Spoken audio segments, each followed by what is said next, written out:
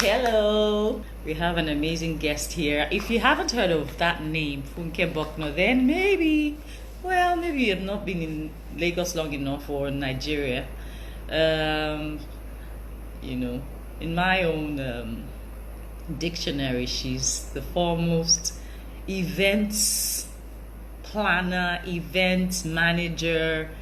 It's that name has been ingrained in my heart for a long time because of the excellence with which she executes her her industry, I would say. Awesome. So good to have you.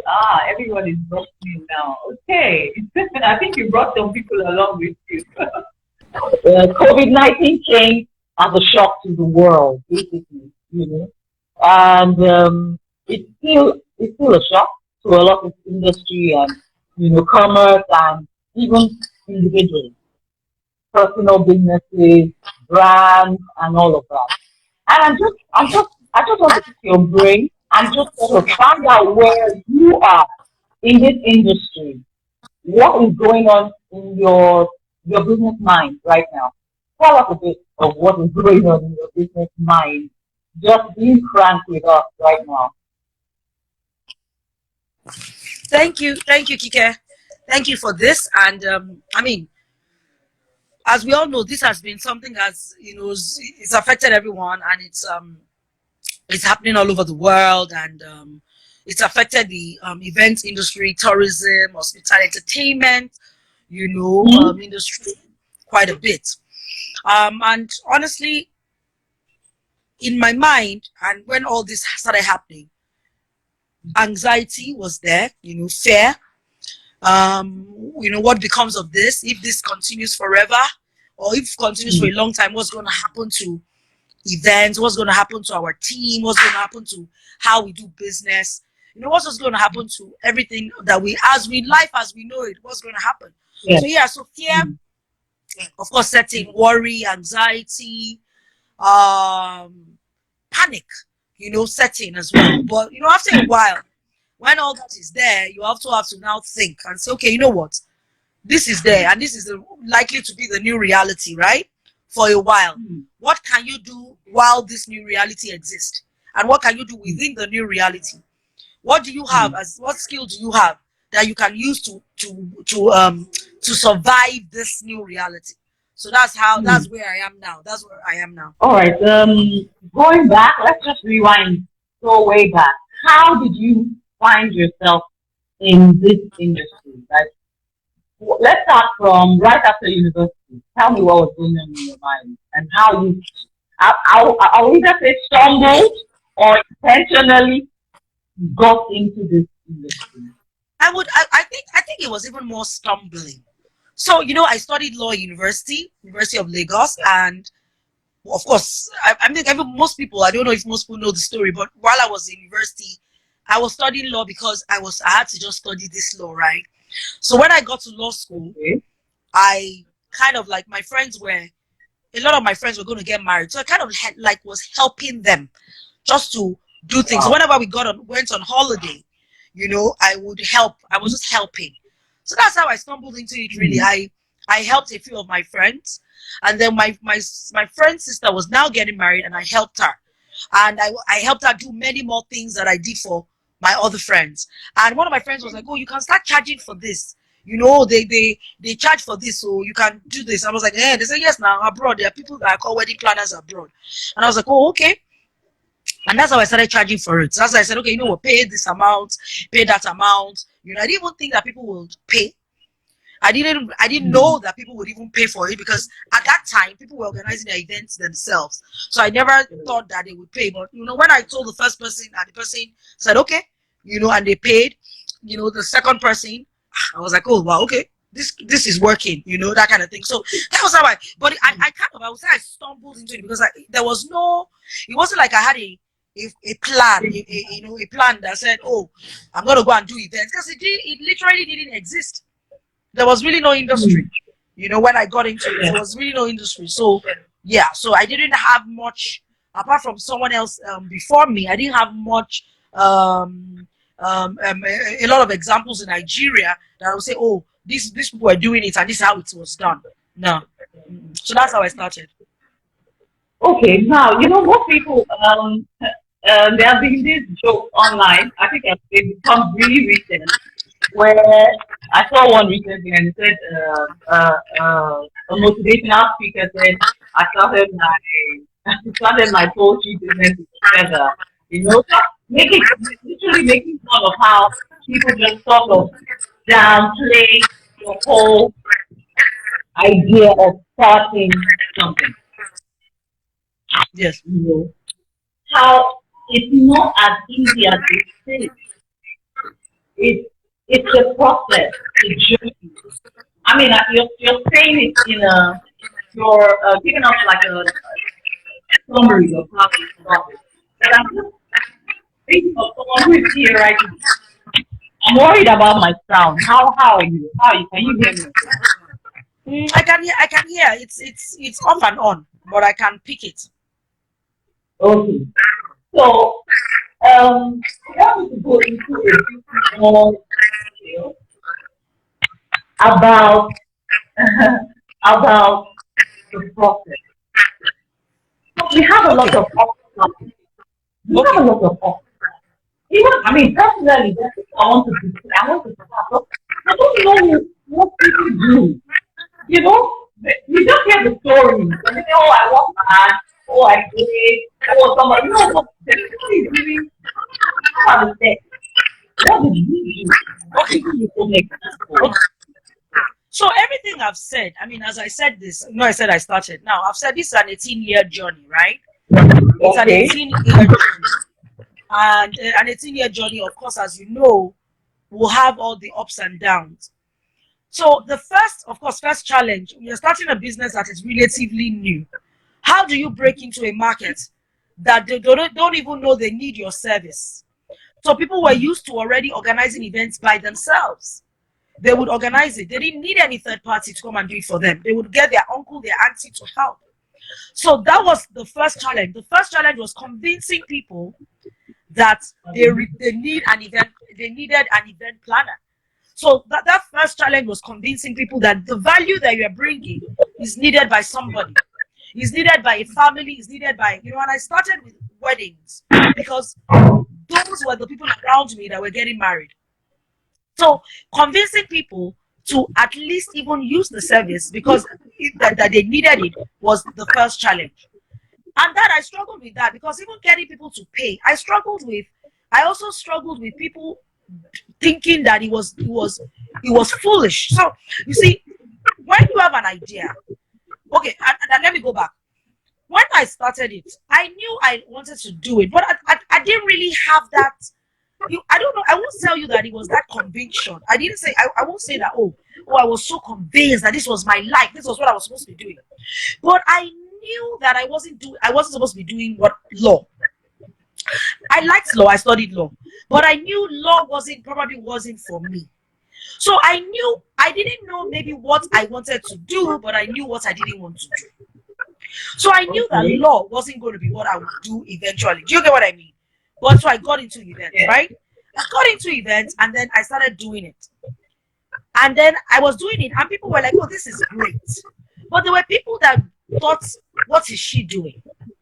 There were people that laughed. There were people that, and a lot of times people always use that story to say they laughed at me, they mocked me. No, I'm not angry with anybody that laughs because they didn't understand. When you don't understand something, you either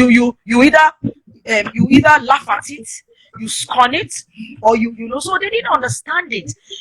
They didn't know it. So basically at that beginning time or the beginning, people did not understand. So to convince them, you had to convince them by showing them the value or showing them what they needed. And I was ready to do this for free. And I did it for free for a few of my friends, just for people to see. So I did it and people saw and they were like, oh, this is needed. Now, the parents, I want you to understand it. My own friends were ready to give me a chance because they were my friends. So they took a risk on me and gave me a chance. They told their parents that, oh, please, you have to use her. Their parents didn't believe it. I remember one of the first high-profile events that I did. The father of the groom just thought, who is this girl? In fact, there was one I did that the girl called me like a glorified house help. Said, oh, are you not supposed to be the one to carry the clothes? Is that not your job here? And I thought, oh my God, me that I studied law, me lawyer, I just thought, mommy, they talk to like this. But because I knew what I wanted to do, as it went on, I realized that this is it. So I was ready to sacrifice and take all that I needed, all the whether it was insults, the laughter, the pain, I took it, and I was ready to fight to get what I wanted. But in that process as well, I really worked hard. So I didn't just take it as if I was being handed something on a silver platter. I worked hard. So I was diligent. I would be there early. If I needed to get to the place, I would be there early. If I needed to close with them, I would close. I did it as if my life depended on it. So I think that those are some of the things that, because a lot of times when we're trying to start a business or we're trying to do something, we think that, oh, it's going to be easy. It's never easy. It's never easy. Nobody's going to give you anything. That's really something that people don't know. It's strange to them. You have to fight for it. You have to fight for people's attention. You have to fight for it. And you're fighting for it in the minds of different people. I had to first of all fight for it in the minds of the parents who were used to their aunts, their cousins, their sisters doing this thing for them. I had to fight for it in the minds of my friends and my peers for them to see that it was needed. So as referrals now started coming, because I was very diligent and I made up my mind that I was going to do this excellently well from the beginning. I wasn't going to compromise on values, on standards. I wasn't going to do a shabby job. I wasn't going to do a shoddy job. I made sure that I gave it my all. And I think that that's what really helped me. So the first challenge was convincing people. The second challenge was letting them see the value. Then, of course, another challenge was, this was new and it was very novel. There were many people in Nigeria at that time that also did not, of course I needed staff, I needed people to work with me, but everybody around did not even know what it was about. So I had to start training people. This was another challenge. So training people, getting people to realize they can, we can do this. I had to literally start training people. I had to develop myself. I had to read. I had to go online. I had to study. Google was there, but don't forget that we didn't have laptops like that. We had only, we had to, desktops were ready. You had to be going to, be reading and checking. So I had to make sure that all those things were done. I had to make sure that all those things were done. So really, that's how that's how it started for me. All those many years ago, those were the challenges. A lot of times, I always tell people that even now, with everything that's even going on now, you want to start a new business, you want to do something different. There are challenges. How are you doing it differently? Are you doing it? And then why are you doing it? Why are you doing it? There's, your why is so important. So for me, when I started, it was more for, I wanted to take the stress off people. I knew people were suffering when they were planning their events. They were not happy, they were stressed out. And I thought, no, you should enjoy your day. You should actually enjoy your day when you are, planning your events. So that's how I was able to also convince people. So being in the minds of people, creating value, fighting for the space in their minds was very critical, because people did not, it was a service that people didn't understand, so they didn't really want to pay for it. They didn't really want to pay, but of course, along the way, they realized that it was a value and it was a service they needed, so those are some of the little challenges. Okay, so now, when it comes to become, not so uncommon, I've already gotten into the industry. I started hearing you were the top. You said what? Hey, I didn't get you. I can't hear you. You said? Okay, I said personally, you were the first event I had met. Okay. And I remember what you were saying now was making me smile, because even then I was saying, what do I need? What do I need? And I had that same question in my mind because I felt, Yes. oh, I'm a person that is so expressive. I can do, and just do, you know. Yes. And then I remember getting some event, and I thought, oh my God, I need someone. I need help. You know, I need help. I can't do it all. In fact, I wish someone would take this burden off me. So some people actually discovered their weakness right in the middle of planning and realized, oh my goodness, they actually need these people. It would have been a Yes. good idea to have even contracted one earlier on than in the middle of your time and you're overwhelmed and you can't cope. So when the other event brand started coming up, then I'm sure you had some sort of confidence. Or would you say you were sure of your brand that you knew that your own, I mean, what you had to offer was, giving the others a run for their money? Okay, so for any business and for any business, okay, I think people are saying your network is really. I don't know.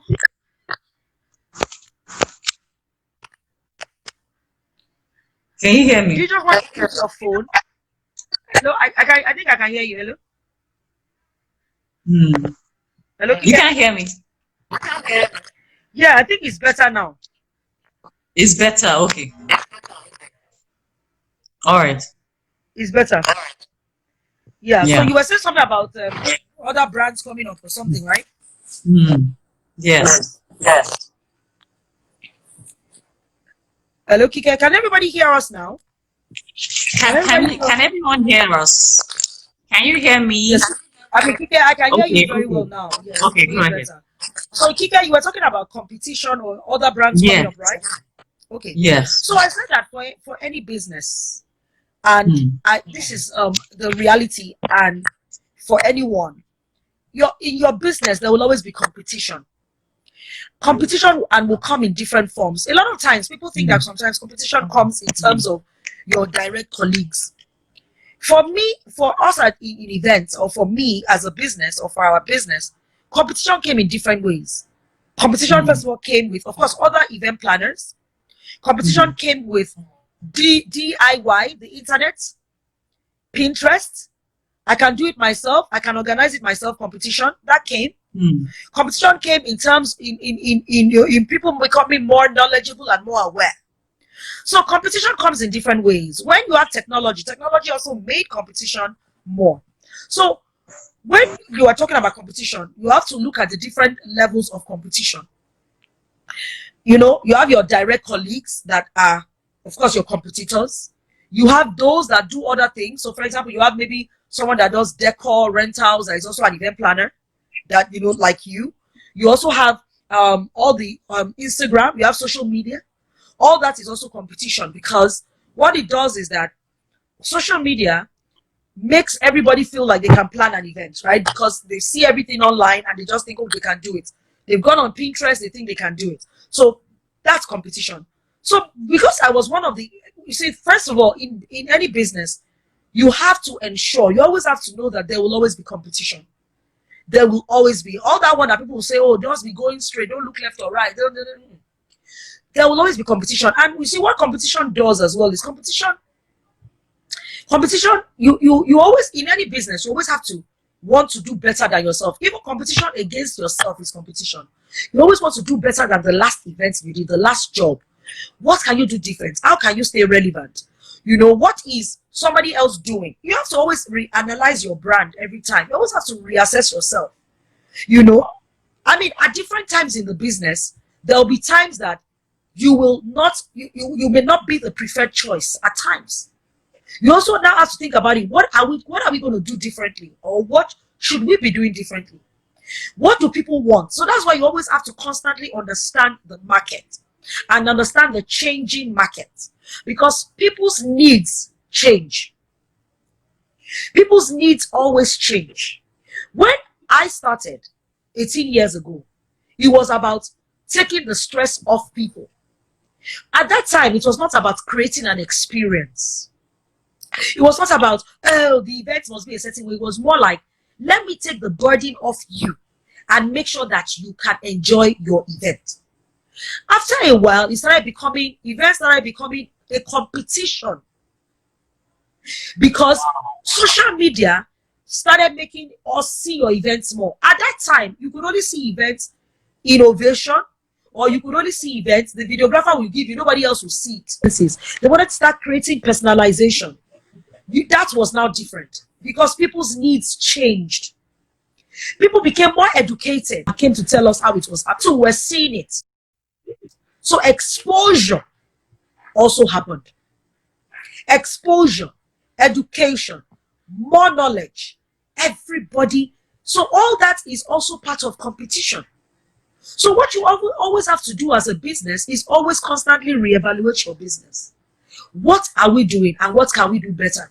How can we do it better? What should we be doing now?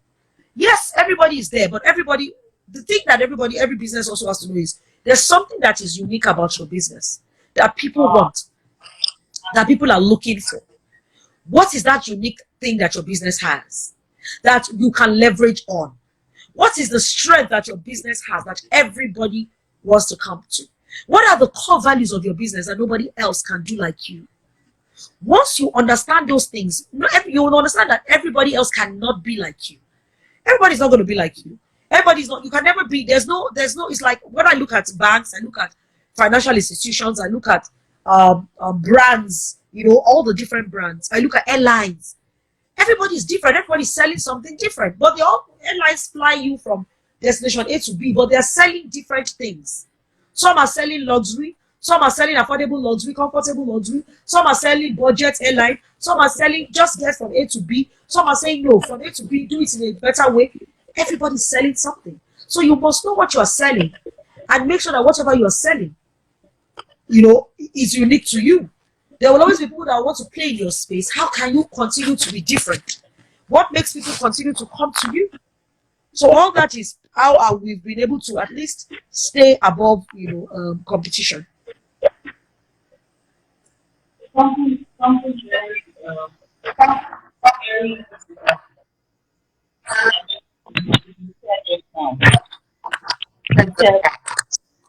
Most especially, the point that jumped at me was when you talk about uniqueness. Knowing that no one is quite like you. Knowing that there is something you have to offer, and if you just stay comfortable in your own space, comfortable being you. There's that thing about the pressure of trying to conform. The pressure of trying to conform just so that in a sense you think you're trying to stay relevant, because now everybody is doing events on the moon. So let me also go on the moon and do it, because events are now on the moon. How do you keep yourself from being pulled toward conformity? As opposed to maintaining your identity and saying, no. I know that 70% of events are now on the moon or on planets Pluto, but I am sure of what I'm called to do here, and I'm going to stay on planet Earth. I mean, how do you balance that conformity and holding on to your own unique identity? It's two things, right? It's two ways. You also have to look at what the market wants. You can't say that, oh, I have said that I will only do events on the Earth. I will never go to the moon. But if your market wants the moon, you have to go there. You have to go there. So you also have to look at, as long as it does not deviate from your core value. So let me give an example. You say maybe that an event planner, maybe you say, oh, we plan unique events that are bespoke. I'm just saying, and that is what you are. That's what you do. Unique events that are bespoke can be anywhere. So if people are going to the moon, then you go up and plan unique events on the moon. Do you understand what I mean? Because what your USP is really, what your USP is you plan unique events. That is just what I'm saying. So unique events can be anywhere. How you do it is what makes the difference. And that's what sets you apart. So everybody can be planning events in Ikeja, but how do you plan your own events in Ikeja differently? So you also have to understand the market, and every client is not your client. So I think that also another thing is when you understand your customer, when you understand your client, it helps, keeps you in perspective. So for example, there are some brands that target luxury clients. There are some brands that target premium. There are some brands that target clients that can, affordability. There are some brands that target low budget. Some brands will never work with a low budget client, or like a maybe, I'm not saying low budget, maybe some clients that don't conform to what your brand is about. So you also have to look at your brand DNA. What is your brand DNA? What is your brand's DNA? That will now help you understand that, can I deviate from it when I get a particular job? Some people will tell you that, oh, I will never plan an event. Maybe I would never do funerals. Some people say they don't do. I have event planner friends that don't do funerals. They say they don't do it. They don't want to do funerals. It is part of. So there's nothing that'll make them do funerals. They will never go and do a funeral. But do you understand what I mean? So, but and I've never seen them do a funeral. But there are some people, maybe they've said they will never do funerals, but circumstances made them do funerals. Do you understand? But the core there is, what is the how? How are you doing it? What is the how of what you're doing? I think that's what everybody needs to know. If yes, you know your why, but how are you doing it? What is different about you? What is different about your brand that you bring to the table every time? For us at Sapphire Events, for example, exceptional customer service delivery is one of our core. We don't play with it. And that can be done anywhere with any client, no matter where it is. You understand? So the thing about it is that, yes, following the crowd, right? It's not even about following the crowd, because guess what? Everybody, for example, right now is doing maybe opening an event center. You can go and open an event center if you think that that's the next line for your business. But if you think you don't have to open an event center, you don't have to do it. You understand? But you also have to understand what does your market need. So, for example, for us at Zappa Events, I remember when I was doing it, I'd always been doing event planning, right? But every time we got people asking us, can you also do decor? And I would say, oh, I don't do decor. I have a decor company. Oh, I know someone that can do decor. Oh, we don't do decor. Oh, we don't do decor. But I realized that we were leaving money on the table. But because I wanted to do event planning, and I thought decor wasn't, so I would set up a sister company that does decor.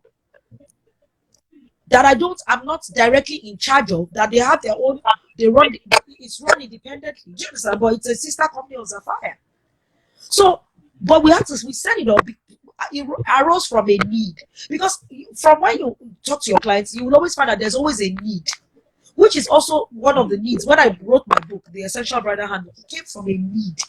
When people will say, oh, can I get a book? I wish I had something I could write in. It came from a need. So sometimes needs, as you run your business, there'll be needs that will arise from interacting with clients. So you have to listen to what your clients want and give it to them. You understand? So that's why sometimes, that's why I said that you have to understand what the market that will dictate what you will do. So I think that's my answer to that. Wow. Wow. So much better. And you just captured what the whole which is attracting. So, like the theme of tonight's discussion is adapting to change, and you sort of have captured that so beautifully in all that you said. And then we talked about moving forward, which was the second half of the discussion. So back to how we started this discussion earlier tonight. Moving forward, with all that we discussed, you're back is as if you're rebranding your brand, in the face of COVID-19 and everything going on. Okay, guys, come back to the table. Let's see how we move forward. Let's see how we move forward. Even when, the event centers are open and churches come back and schools are reopened, things are just, there is no, we're not going back to yesterday. It's a new normal. It's a new normal. So as much as we might be mingling and interacting, we're now doing it with the consciousness of something else in mind. Oh, wow. You're doing it with the consciousness of something else in mind. Now we have to wear face masks. We're more conscious about hand washing and all of that. I'm sure you're already starting to find a way to incorporate it into your modus operandi. Okay, so how do you want to marry all of this into this thing? It's like telling events, for me, in the events industry, it's like saying jump into the pool but don't get wet. That's how somehow it just seems like the word event is almost an antithetic to social distancing. Almost like opposite meaning. So tell us a bit, just a little bit. I mean, I don't want to divulge your next steps, but just a little bit of how. No, I mean, it's something that the industry is also doing. The industry adapting to this change. Yeah, so the industry is coming up with, I mean, we're working on guidelines that will help with our re-entry into the industry.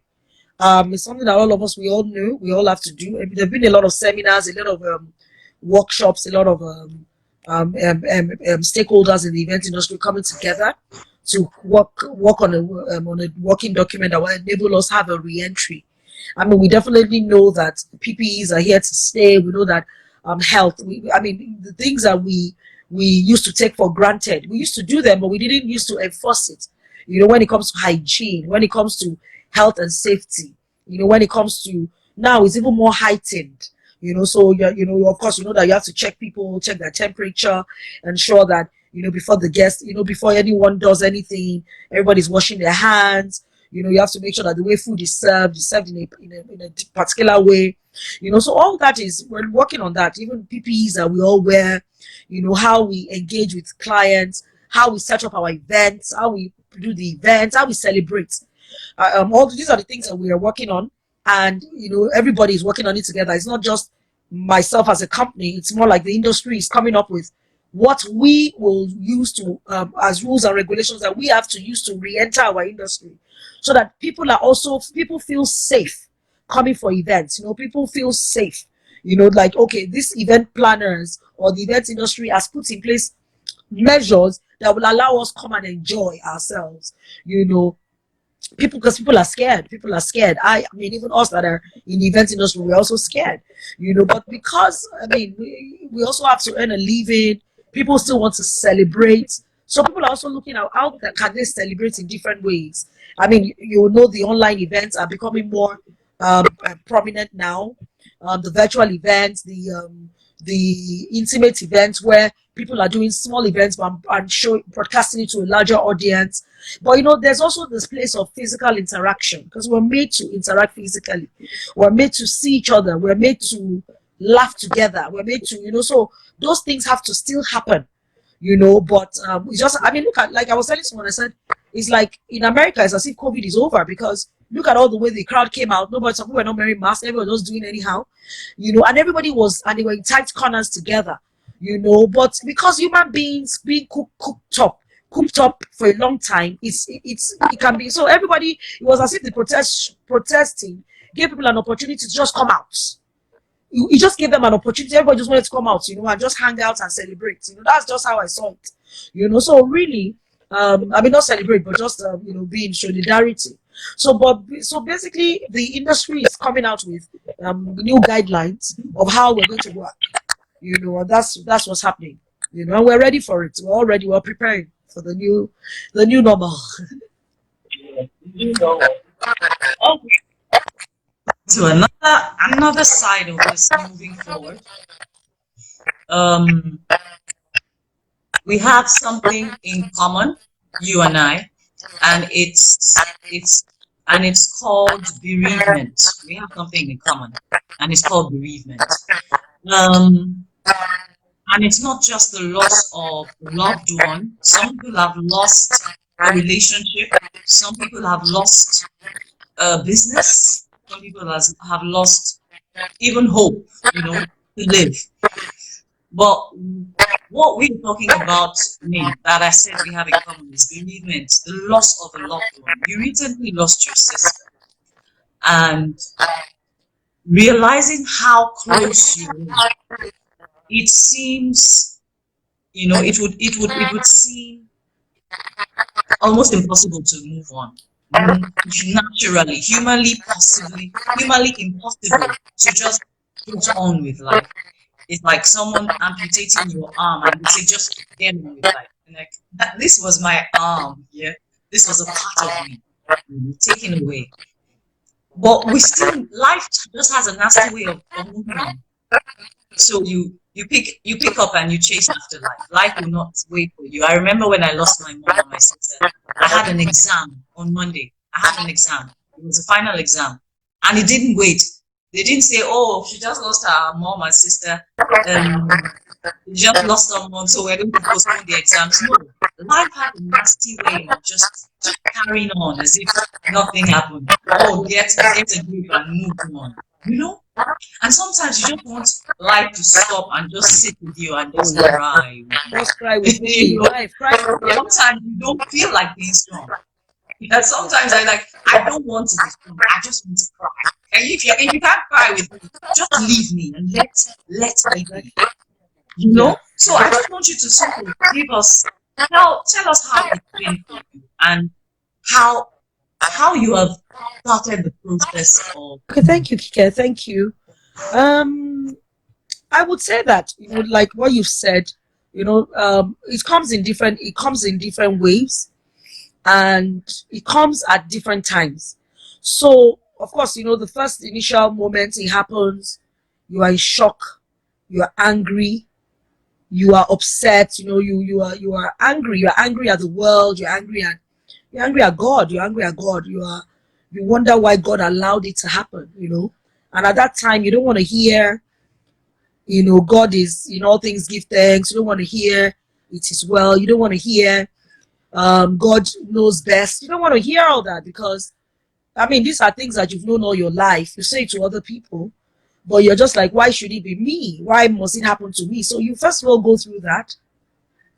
You go through, of course, the pain, and then you also now realize that life what you said about life going on.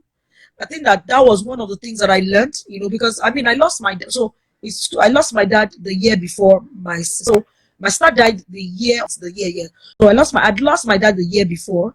I didn't grieve as much because I felt my dad was older. I felt okay. He's 70 something.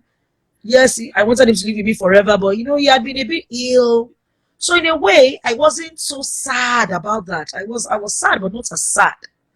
But my sister was very sad about that. She didn't get over it for a long. She didn't even get over it. I don't know that she ever did get over it. So, and I didn't understand why she was not getting over it. I just thought, what's wrong with you? Why? Daddy was old. What's wrong with you? But she didn't get over it. But when I now lost her, I understood what she went through when I lost my dad. Do you understand? So because I didn't understand it, I now realized, this was how she must have been feeling. So it was a case I think more for me, it was more like, okay, life goes on. I have to move on. I have to be strong. I have to be strong for my mom. I have to be strong for the people around me. Not necessarily strong because I needed to show them that I was strong, but more like life has to go on. My children don't understand that this has happened. Things have to happen. They have to go to school. They have to function. Life has to happen. Business has to run. Even my clients understood when it happened. But after a while, of course, they would demand. They didn't demand, though. Nobody demanded. But I had to because I just thought, why am I staying here? Let me go and do things. So you also, you comfort yourself with activity. Activity helps. You are always doing something. But when you are alone sometimes, you now start thinking. You know, you maybe something happens, something will trigger it, and you cry. It's okay to cry. You know, one thing that has helped me, or one of the things that I know that I have seen, is that I have been able to comfort other people. So people send me messages, oh, I lost my sister, oh, I lost my mother, I lost my brother. You know, I got so many people in my DMs who actually even had sisters and brothers that were sickle cell. I got people that were sickle cell that I didn't even know where. You know, people were sending me messages of, you know, of how seeing me or seeing how I was coping helped them cope. You know, so I said to myself, I said, and I used to tell God sometimes, I go, well, things happen for a reason. You know, you always tell us that it happens for a reason. All things work together for those that love God and are God according. You know, we know that scripture. You know, sometimes it's hard when it happens to you to say, what is the good in this? But then sometimes you think about it and say, okay, well, maybe the good is that somebody else is able to go through this pain and I'm able to help them through this pain. Somebody else, I'm able to share my own testimony with somebody else to encourage someone else. I remember I did a video recently, just randomly, and I was just saying, talking about how joy comes in the morning. I sent the video to her, she's crying. Oh, another one said, oh, my brother, I sent it to him. This one said, this encouraged me. And I thought, okay, well, God, well, you know, I was never that kind of person because I was never very emotional. You know, I didn't like to show my emotions as much. But this has made me more, maybe a little bit more empathic, a little bit more emotional. Now I understood, because before, when people told me they lost someone, I didn't understand. I didn't know how to comfort them. I didn't know how to be there for them, because I just thought maybe sometimes maybe it was like, not that what's the big deal, but more like, get over it. Like, okay, you know, like, get over it. But losing my sister really hit me hard, because as we were very close, we're just two, and you know, so there was nobody else. I don't, you know, normally she's the one I talk to about everything. You know, I ran to her. I if I want to insult anybody with no judgment, I insult them very well. You know, I know she's not going to go and tell anybody. She knows how to keep secrets very well. I was the one that didn't even know how to keep her secrets well, but she knew how to keep secrets. So you know, it was almost like, how do I even move on? You know, who do I tell? What do I do? You know, but I was able to, you know, of course, comfort myself in the scriptures, comfort myself with my friends surrounding me, people just being there. You know, I also realized that people actually really care.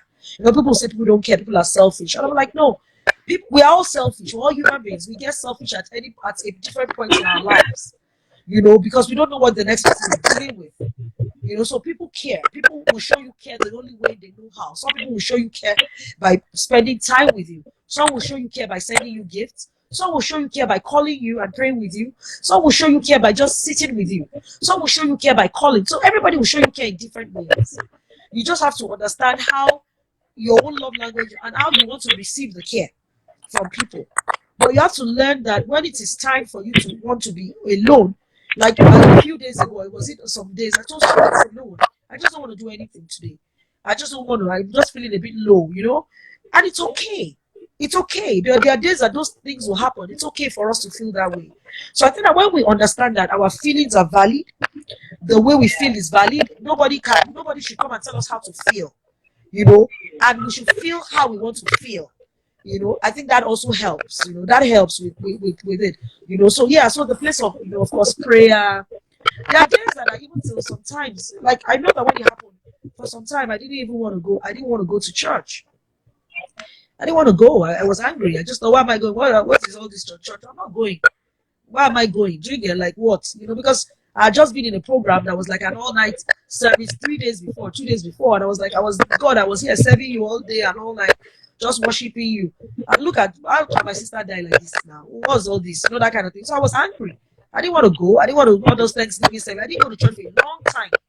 I didn't go. I would just be there, okay, whatever, you know. After a while, I started gradually going, because people were always, you know, supporting me, and that's like going, you know. I mean, it's still not as perfect. Do you get what I mean? Like, it's not as, because I still have questions, you know, but it's good. It's okay. It's okay. You know, God is ready. God is always available for us to ask him those questions.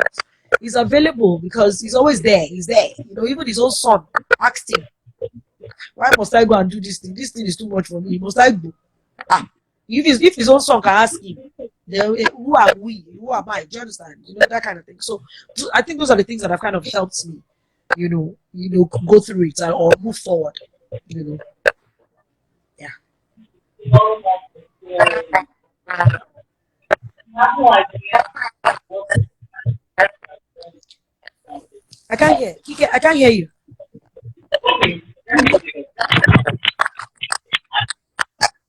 Being candid with your feelings has done for someone tonight, like you said, your feelings are valid. You don't need to Yes. explain to someone why you're crying. You don't need to explain yourself why you're feeling down today. It's okay. But you have someone you can run to and say, Father, I'm feeling this way. I remember exactly what you said. I think I ran away for, I think, like 3 months when it happened to me. I just wanted to get away for 3 months. I didn't want to, I'll wake up in the morning, prayer time, and it's just like silent. I had nothing to say.